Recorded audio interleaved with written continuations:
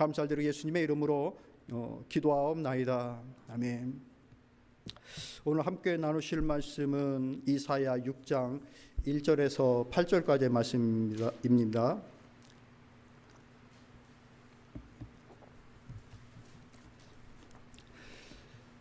구약 성경 974쪽에 있습니다. 이사야 6장 1절부터 8절까지의 말씀 교독하겠습니다. 우시야 왕이 죽던 해에 내가 본즉 주께서 높이 들린 보좌에 앉으셨는데 그의 옷자락은 성전에 가득하였고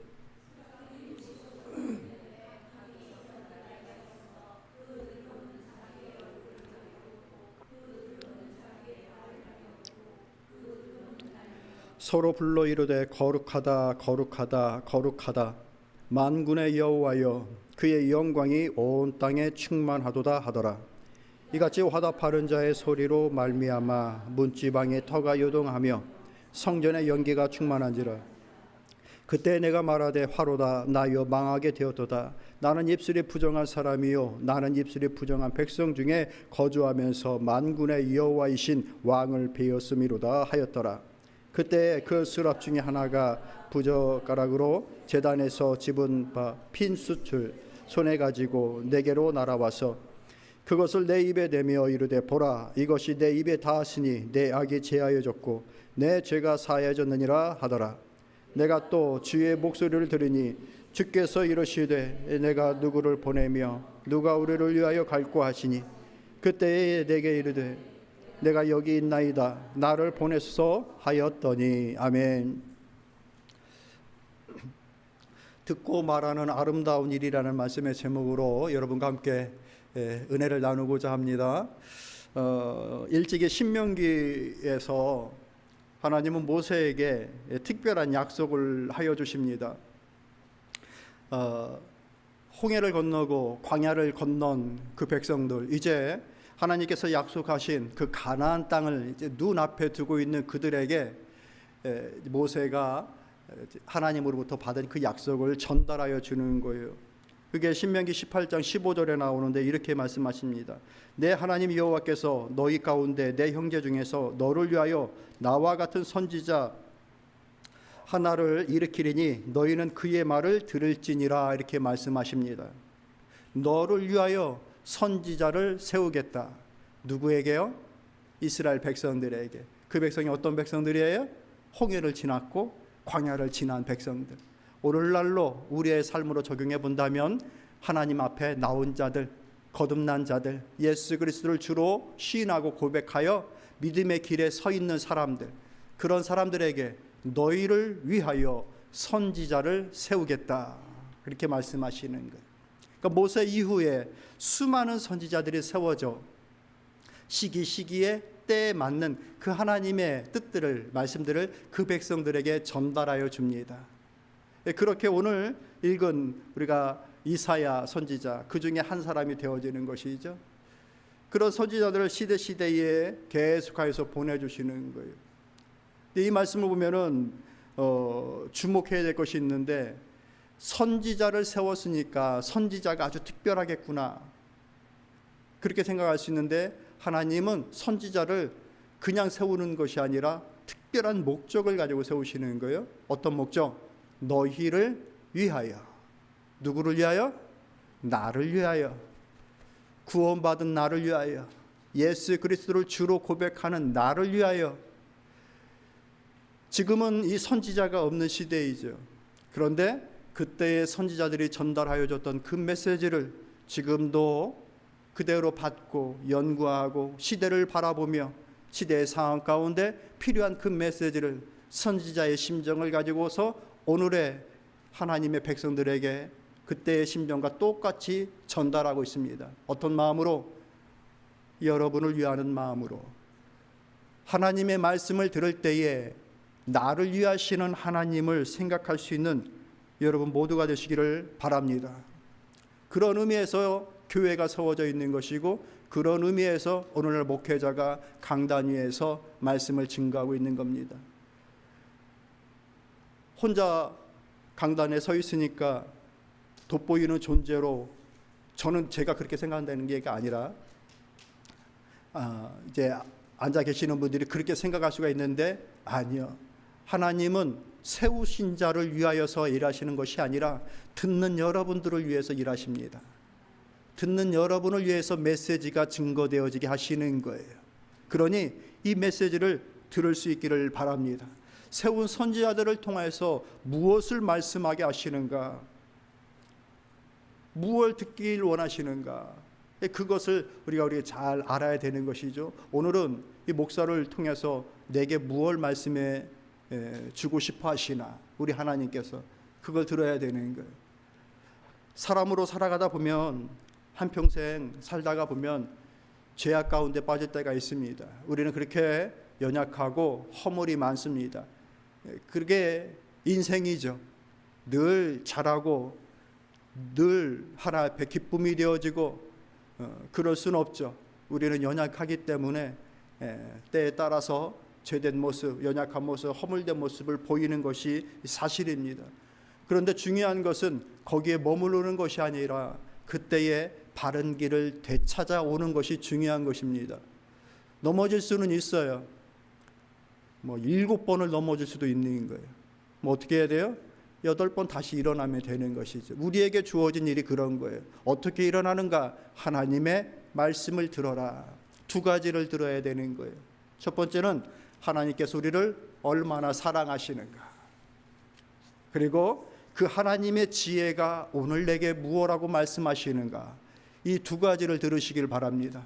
하나님은 세운 선지자들을 통하여서 계속하여서 말씀해 주셔요. 내가 가진 사랑이, 내가 행하는 사랑이 얼마나 큰 거를 너희가 알기를 원한다. 알아라. 그 하나님의 사랑을 알라라는 거예요.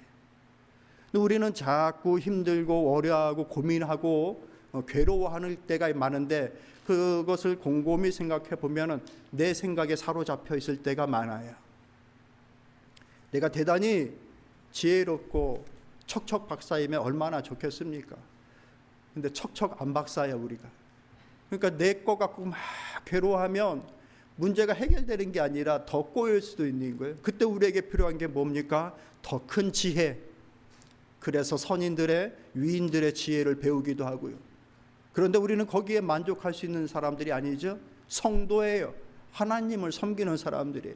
그러다 보니 사람의 지혜로 해결되어지는 것이 아니라 하나님께서 주시는 지혜를 통하여서만 해결되어지는 일들이 있다라는 거예요. 그러니 우리는 늘 하나님의 말씀 속에서 하나님의 사랑을 들어야 되고 하나님의 지혜를 들어야 돼요. 그렇게 들을 수 있는 여러분들 다 되시기를 축복합니다. 하나님의 사랑이 어떤 사랑인가? 로마서 5장 8절의 말씀 보면 이렇게 말씀하십니다. 우리가 아직 죄인 되었을 때에 그리스도께서 우리를 위하여 죽으심으로 하나님께서 우리에게 대한 자기의 사랑을 확증하셨느니라. 딱 증거로 보여주셨다라고 얘기하시는 거예요. 하나님 저를 정말 사랑하십니까? 그렇게 묻는 사람들이 역사적으로 되게 많았어요. 근데 하나님이 보여주시고자 하시는 증거는 딱 한 가지인 거예요. 바로 이거예요. 조금 더 구체적으로 확장하여서 주신 말씀이 있는데 이것이 요한일서 4장에 나옵니다. 말씀 보면 이렇습니다. 하나님의 사랑이 우리에게 이렇게 나타난 바 되었으니 하나님이 자기의 독생자를 세상에 보내심은 그로 말미암아 우리를 살리려 하심이라. 뭐라고요? 독생자를 보내주셔서 우리를 살려주고자 하는 것이라. 이게 하나님의 사랑이라는 거예요. 죽은 자를 살리는 것, 마른 뼈에 생기를 주는 것, 누구도 할 수 없는 그 일을 해주는 것. 우리가 왜 부모님을 사랑하고 존중하고 또 섬기고자 합니까? 내게 생명 주셨기 때문에 그런 거 아닙니까? 세상에 어떤 누가 내게 생명을 줍니까? 오직 부모님이 내게 준 생명 아닙니까? 그래서 수많은 사람들 중에 부모님이 귀한 거예요. 부모님 귀하게 여길 줄 모르면 기본적으로 인성이 아직 덜 된 거죠. 많이 덜 된 거죠. 기본적으로 무엇을 하든지 간에 부모님에 대한 존중은 기본이에요. 왜? 내게 생명 주셨기 때문에. 근데 이 영적인 생명은 이미 우리의 스스로의 힘으로 자력으로 해결할 수 없는 그 부분인데 그것을 해결해 주셨다는 얘기예요. 거듭나게 해주셨다는 말씀이에요. 영적으로. 어떻게? 독생자가 죽으심으로. 그 방법밖에 없는 거예요. 피를 흘리지 않고서는 죄사함이 가능하지 않는 그것. 그러기에 하나님께서 우리의 죄를 위하여 피를 흘리셨다.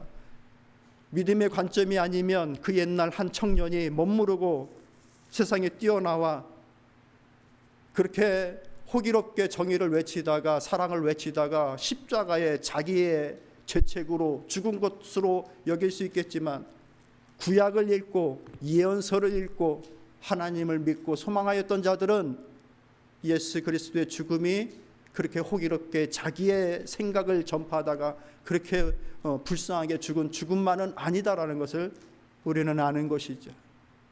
그것을 나타내 보여주셨다. 무엇을 위해? 우리를 사랑하심을 보여주기 위해. 조금 더 들어오면 우리가 아직 죄인이었을 때에 그 하나님의 사랑을 보여주셨다라고 말씀하고 있는 거예요. 달리 말하면 아무 조건 없이 사랑받을 만한 모습이 보이지 않을 때에 그때 우리에게 사랑을 보여주셨다. 여러분 주변에 사랑하는 사람들이 있을 줄로 압니다. 맞습니까? 있으시기를 축복합니다. 내가 사랑하는 사람이 아무도 없으면 그거 불행한 거예요. 정말 힘든 일이에요. 인생 외롭습니다. 내가 사랑하는 사람이 있어야 돼요. 그런데 생각해 보면 그 사람이 사랑스러울 만한 일을 해요. 그런 존재이거나 관계이거나. 그래서 사랑하는 것이 아깝지 않아요. 선물을 사줘도 아깝지 않고 시간을 들여도 아깝지 않고 막 그래요. 사랑스러워요. 특히나 손주들은 눈에 넣어도 아프지 않고요. 그런데 사랑받을 만한 모습이 전혀 안 보이고 오히려 미워하게 하는 그런 행동들을 보일 때 사랑한다라는 것은 거의 불가능한 거예요. 할 수가 없어요. 내 마음에 사랑이 생겨지지가 않아요. 근데 우리 주님의 사랑은 무엇인가? 우리가 아직 죄인이었을 그때에 아무런 사랑받을 만한, 사랑할 만한 그 모습이 보여지지 않을 때에, 그때에 우리를 사랑하여 주셨다. 그 사랑으로 오래 참으시고 온유하심으로 우리를 받아주셨다. 이게 하나님의 사랑입니다. 여러분 믿으시길 바랍니다. 그 하나님의 사랑이 어디서 계속해서 실현되어지고 나타내 보여지는가? 물론 우리의 마음이고 우리의 삶 속에서 나타나죠. 그러나 많은 부분 주의 몸된 교회 속에서 이루어집니다. 하나님의 말씀이 증거될 때에, 그리고 하나님의 그 사역이 진행되어지면서 우리가 사명을 감당하고 사역을 감당하면서 그 하나님의 사랑이 우리의 삶의 현장 속에서, 우리의 마음 속에서 실현됩니다. 여러분 하나님의 사랑을 느끼고 체험하길 원하십니까? 집에 있어서만은 안 돼요. 그게 우리 집사님들 힘들어도 예배에 꼭 참여하셔야 되는 거예요. 예, 오늘 예배 잘 나오셨어요. 보고 싶었던 분들도 나오시고 그랬었는데 우리 서명자 집사님도 오래간만에 건강 회복하셔가지고 컨디션 좋아지셔가지고 다시 예배 나오시고 그러셨는데 아주 잘하신 거예요. 여기에서 하나님의 사랑을 우리가 아는 거예요. 그리고 내가 사역을 하면서, 사역하면 힘들잖아요. 봉사하고 섬기면 힘들잖아요. 물론 힘들죠. 그런데 이것은 마치 운동을 열심히 하신 분들은 운동을 하면 그것이 내게 힘으로 다가오는 것을 체험하는 것처럼 사역을 하면 할수록 내 믿음의 삶이 더욱더 강건해지고 건강해진다는 것을 체험적으로 알게 돼요. 운동 안 하는 사람들은 일단 방을 나가는 것 자체가 두렵고 힘듭니다. 근데 한번 해봐서 하고 그 효과를 알면 이렇게 정말 운동을 잘하셔요. 어저께도 새벽기도 마치고 하이킹을 했는데요. 꾸준히 운동하신 분과 어쩌다 한번 나오시는 분, 저 같은 사람은 표가 나요. 걷는 폼이. 우리 권사님 중 한 분은 시작할 때부터 끝날 때까지 그 자세가 흐트러지질 않아요. 계속 똑같은 보폭으로 똑같은 동작으로 끝까지 그걸 하시더라고요. 와, 이게 운동하신 분의 차이구나. 사역도 그런 거예요. 그렇게 하다 보면 하나님의 사랑이 느껴집니다. 어떤 사랑? 크신 사랑. 우리의 사랑과는 다른 크신 사랑. 비교할 수 없는 그 사랑을 다 체험하시기를 바랍니다. 두 번째로는 우리는 하나님의 지혜를 들어야 되는 거예요. 시편 147편의 말씀 보면은 우리 주는 위대하시며 능력이 많으시며 그 지혜가 무궁하시도다라고 말씀하십니다. 지혜가 어떠하다고요? 무궁하다, 끝이 없다, 헤아릴 수 없다라고 얘기를 하는 거예요. 그런데 그에 비해서 사람의 지혜는 어떤가? 고린도전서의 말씀 보면은 이렇게 얘기합니다. 고린도서 1장 20절부터 이렇게 시작하셔요. 지혜 있는 자가 어디 있느냐, 선비가 어디 있느냐, 이 시대의 변론가가 어디 있느냐. 하나님께서 이 세상의 지혜를 미련하게 하신 것이 아니냐. 하나님의 지혜에 있어서는 이 세상이 자기 지혜로 하나님을 알지 못함으로 하나님께서 전도에 미련한 것으로 믿는 자들을 구원하시기를 기뻐하셨도다. 거기에 있는 사람들이 다 똑똑하고 또 철학을 즐겨하는 사람들인데 거기에 대하여서 이제 바울이 얘기를 하는 거예요. 이 시대의 진정한 현자가 그 깨달음을 갖고 있는 사람들이 있느냐, 이 시대의 진정한 학자들이 있느냐, 이 시대의 진정한 변론가가 있느냐, 철학자가 있느냐라고 묻는 거예요. 어떤 이 하나님의 세계를 말할 수 있는, 하나님께서 한계를 두신 게 아니냐, 세상의 지혜에 미련하게 하시사 그것을 다 깨달을 수 없게끔 일정 부분 캡을 딱 씌워오는 것이 아니냐. 그러니 우리는 알 수가 없다라고 얘기하는 거예요. 우리는 방향을 알되 동서남북 앞뒤만 압니다. 그런데 이 동서남북이라고 하는 것은 이 땅에 국한되어진 겁니다. 이 지구를 떠나 우주 속에 들어가면 동이 어디고 서가 어디입니까? 그건 다 우리의 기준이에요. 이거 무겁다, 이거 가볍다 우리의 기준으로 다 삼고 있습니다. 그런데 이 지구를 떠나 저 우주에 나가보면 뭐가 무겁고 뭐가 가볍습니까? 속도는 어떻습니까? 다 우리의 기준인 거예요. 조금 더 얘기하면 이 물고기 마을에 가끔 가다가 한 마리씩 실종되는 거예요. 자꾸 없어지는 거예요. 우리 마을에 회의를 하는 거예요. 야, 우리가 정신 바짝 차리고 이거 미끼 내려오는 거 아무거나 먹지 말자. 우리 스스로 지키자. 막 이렇게 회의를 하는 거예요. 어떻게 하면 지킬 수 있을까? 그 사이에 낚싯바늘 내려오면 그 사이에도 무는 게 물고기인 거예요.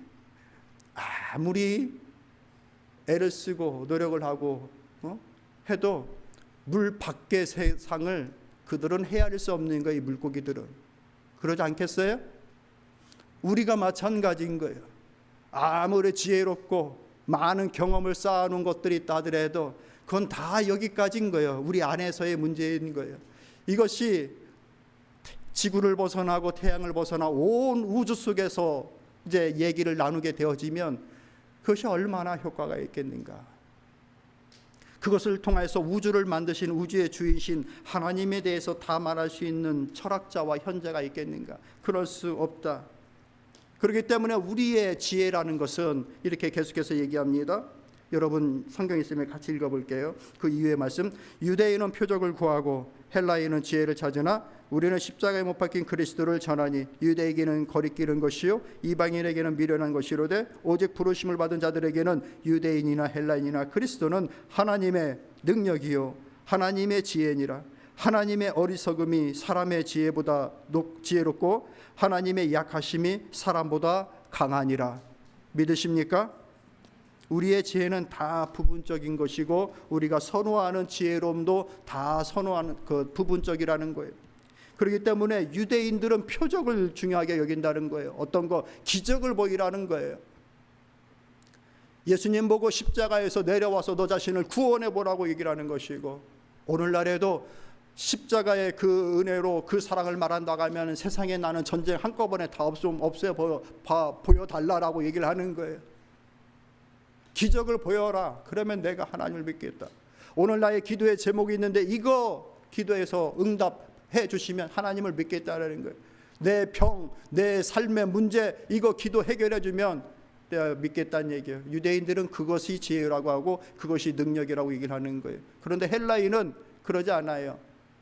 정신적으로, 이성적으로, 철학적으로, 합리적으로 이해되어지고 철학적인 마인드에서 해결이 머리가 뻥 뚫리는 것처럼 깨달음이 오는 그것을 원하는 거예요. 그런 것으로 볼 때에 예수 그리스도의 이 복음의 메시지는 십자가에서 죽은 거예요. 그러니 유대인에게는 기적도 일어나지 않은 그것, 하찮은 것 꺼리는 거예요. 치워버려야 되는 거예요. 헬라인에게는 결국 죽음으로 끝나버린 허망한 이론이라는 거예요. 그의 이론이 훌륭하고 맞는 이론이라고 했다면 수많은 제자들이 계속해서 와야 되고 그의 학문은, 그의 문파는 계속해서 커야 되는 것인데 결국 다 무너지지 않았느냐라고 얘기를 하는 거예요. 그렇게 꺼리끼는 것, 그렇게 미련한 것이 하나님의 지혜일 수가 있는데, 믿는 자들에게는 하나님의 능력이라, 그것이 하나님의 지혜라, 그렇게 말씀해 주고 있습니다. 여러분은 표적을 구하십니까? 지혜를 구하십니까? 아니면 십자가의 은혜가 내 삶의 지혜요 하나님의 사랑의 증거다, 이것을 믿는 분이십니까? 십자가의 은혜를 따라 그 안에서 하나님의 은혜와 하나님의 사랑을 발견할 수 있는 여러분들이 다 되시기를 참으로 축복합니다. 그래서 하나님 말씀 듣기를 소중히 여기고 그 안에서 하나님의 지혜를 얻기를 간구해야 되는 것이고, 그것을 의지하고 그것을 따라가는 것이 중요한 거예요. 하나님의 지혜를 구하십시오. 야고보서 1장 5절에 이렇게 말씀하십니다. 너희 중에 누구든지 지혜가 부족하거든 모든 사람에게 후히 주시고 꾸짖지 아니하시는 하나님께 구하라. 그리하면 주시리라. 하나님은 사모하고 구하는 자들에게 주십니다. 말씀을 사모하시고 이 일을 이루어 나가시기를 축복합니다. 오늘 읽은 본문의 말씀 중에 8절 말씀 여러분 한번 읽어볼까요? 있습니다. 시작.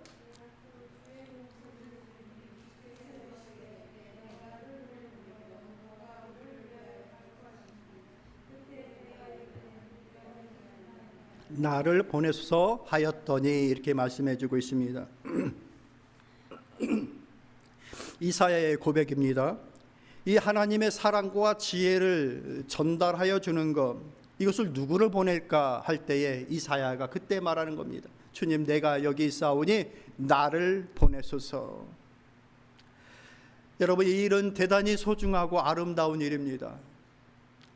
저도 그리고 여러분도 이 일에 다 헌신자가 되었으면 참 좋겠습니다. 하나님의 이 사랑을, 하나님의 이 지혜를 전달하는데 하나님 저도 보내주세요 라고 이렇게 얘기할 수 있는 것. 왜 이것이 우리에게 중요합니까? 로마서 10장의 말씀 보면 이렇게 얘기합니다. 믿지 아니하는 일을 어찌 부르리요? 듣지 못한 일을 어찌 믿으리요? 전파하는 자가 없이 어찌 들으리요? 보내심을 받지 아니하였으면 어찌 전파하리요? 기록된 바 아름답도다. 좋은 소식을 전하는 자들의 발이여함과 같도다. 연이어서 그러므로 믿음은 들음에서 나며 들음은 그리스도의 말씀으로 말미암느니라 라고 말씀합니다. 그렇기 때문에 듣게끔 해주는 것, 알게끔 해주는 것이 대단히 아름다운 일인 거예요. 이사야서 40장의 이 말씀을 바울이 다시 인용하여 주신 말씀인데, 들에 또 꽃과 풀은 다 마르지만 이 하나님의 말씀은 영원하다.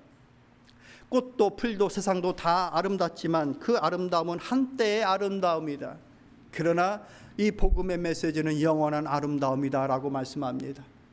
그래서 이 생명의 말씀을 들려주는 그것이 아름다운 것이라고 해주고 있는 것이에요. 여러분, 믿음은 들음에서 납니다. 따라해 봅시다. 믿음은 들음에서 난다. 많이 생각하여서 우리의 기독교 신앙이 성숙되는 게 아니에요. 하나님을 많이 생각하고 교회를 많이 생각한다고 해서 믿음이 자라는 게 아니란 얘기예요. 그렇게 하면 많이 자라는 거 아니에요? 한때 자랄 수 있어요. 한때. 수풀에서 씨앗이 자라고 돌짝에서 그 씨앗이 뿌리를 내리고 자랄 수 있는 것처럼 생각 많이 하면 조금 자랄 수 있어요. 그러나 금방 무너져요. 믿음은 들음에서 나는 거예요. 그 들음이 어떤 들음입니까? 그리스도의 말씀이라. 하나님의 말씀 속에서 우리의 믿음이 성장되어지고 견고해지고 단단해지는 거예요. 여러분, 성경을 좀 다 읽어보셨습니까? 성경을 꼭 읽으십시오. 성경을 말씀을 읽어야 내 믿음이 성장합니다. 성경을 읽을 때 어떻게 읽어야 되는가? 그리스도의 관점으로, 그리스도를 늘 염두하고 읽어야 되는 겁니다. 이 말씀은 다 내게 복 주려고 주신 말씀이지, 아니면 나를 치려고 주신 말씀이지, 이것이 아니라 그 말씀 속에서 복이 되고 치고 내 마음을 찌르는 그 모든 말씀들 속에서 예수 그리스도를 연관하여서 읽으시라는 얘기예요. 무엇이 죄되고, 왜 죄사함이 왔고, 왜 내가 거듭나게 됐고, 그 하나님의 사랑이 무엇이었을까, 이것을 끊임없이 말씀을 통하여서 연결하면서 읽는 거예요. 그럴 때 내 믿음이 성장되어지는 거예요. 성숙되어지고. 그 예수님께서 뭐라고 말씀하십니까?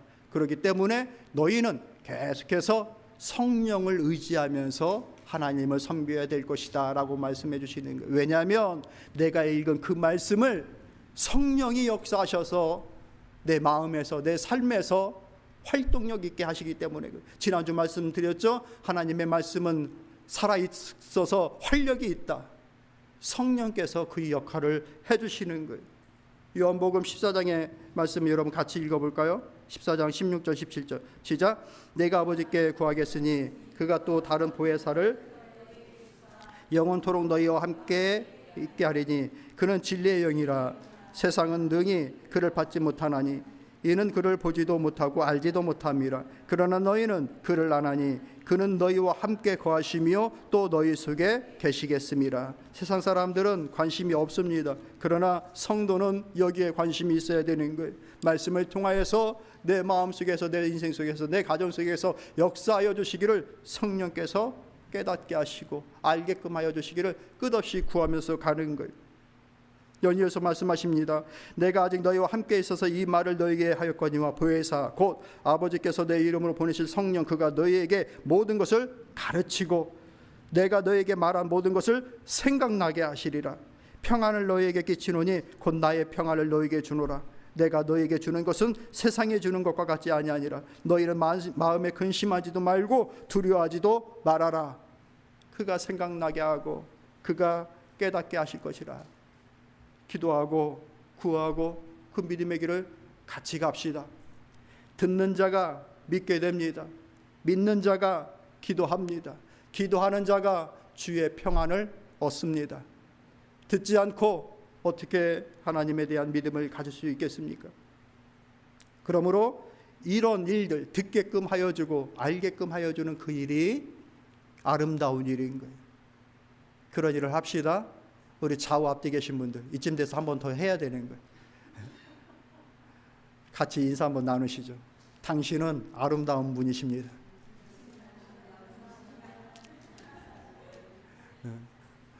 쑥스러워서 못하시는 부분인데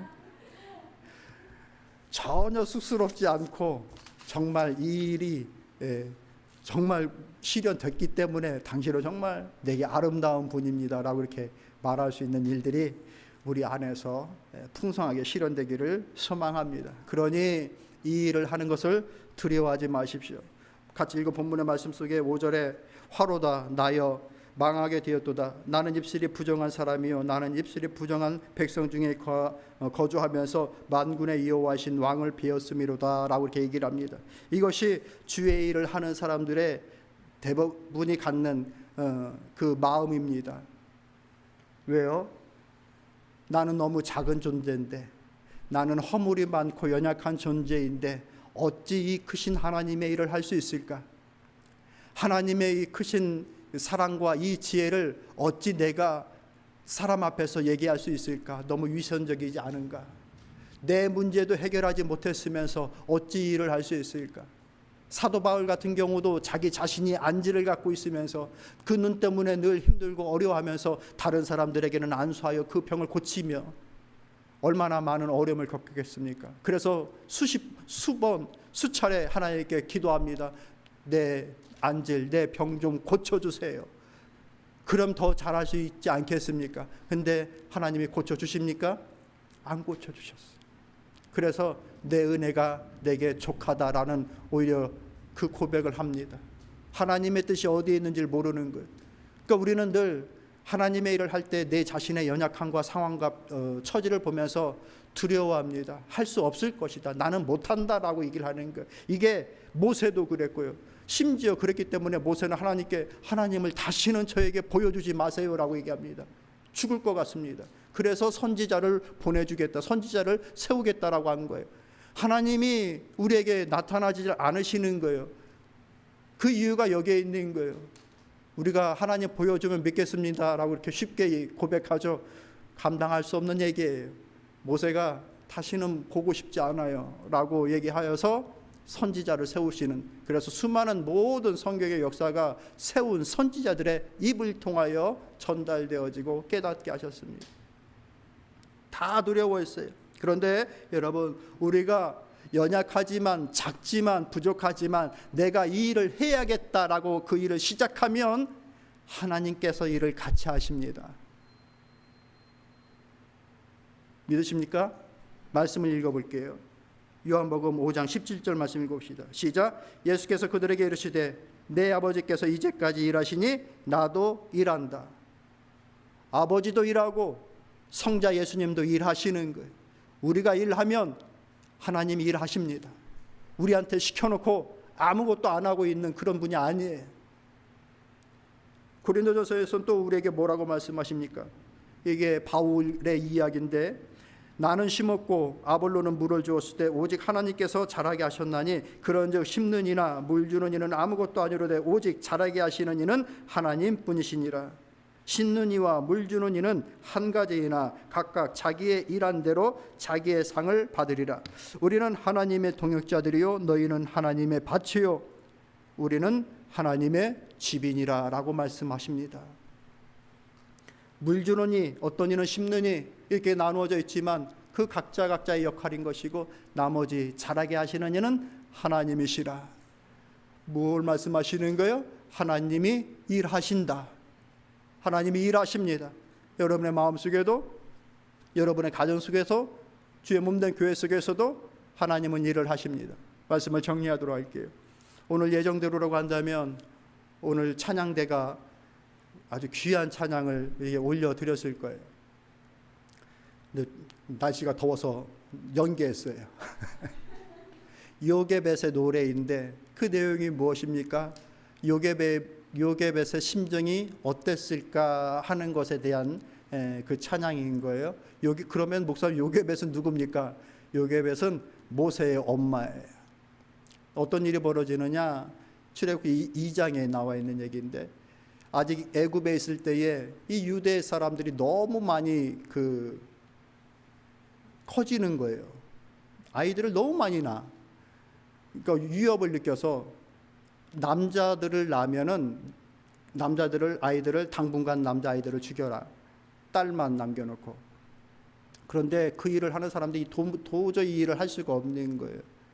산파들에게 시켰는데 애를 받는 사람들이 어떻게 애를 죽이려고 하겠습니까? 이거 할 수가 없는 일이죠. 그래서 못합니다. 핑계를 대기를, 이 이스라엘 여인들이 얼마나 건강한지 애 받으러 가는 도중에 벌써 다 나와 있어요. 그래서 우리가 할 수가 없었어요. 그렇게 핑계를 댑니다. 그래서 그러면 어쩔 수 없구나. 그러면은 일정 부분 안에 있는 아이들을 다 죽여라 명령을 내립니다. 그때 태어난 이가 모세인 거예요. 그 아이를 어떻게 죽입니까? 엄마가 몰래 키웁니다. 한 달이 지나고 두 달이 지나고 석 달이 지납니다. 그래서 애 소리가 커지니까 도저히 이제 어떻게 할 수가 없는 거예요. 어떻게 합니까? 그 아이를 숨겨야 되는 게 어떻게든지. 그가 한 방법이 갈대 상자를 준비해서 갈대 상자를 다 막습니다. 역청과 나무 진으로 틈을 다 메꾸고 물에 띄어도 이게 들어가지 않을 그 나무 상자를 만듭니다. 그리고 아이를 그 상자에다 집어넣습니다. 그리고 그걸 뚜껑을 딱 닫고 그 아이를 그 강물에 떠내려 보냅니다. 그게 요게벳이 할 수 있었던 최선이고 전부입니다. 우리가 내뱉는 작은 말들, 우리가 보여주는 작은 행동들은 이 요게벳이 하는 것처럼 겨우 상자 하나 만들어내는 일이 될 수가 있습니다. 최선을 다해서 만들었겠죠. 그럼에도 불구하고 그것은 상자에 불과한 거예요. 그런데 이 후에 이 모세가 어떤 일을 벌입니까? 홍해를 가릅니다. 광야를 지납니다. 그 수많은 군중들을 선도하고 인도하면서 그 모든 어려움을 뚫고 약속한 그 땅에 데려다 놓습니다.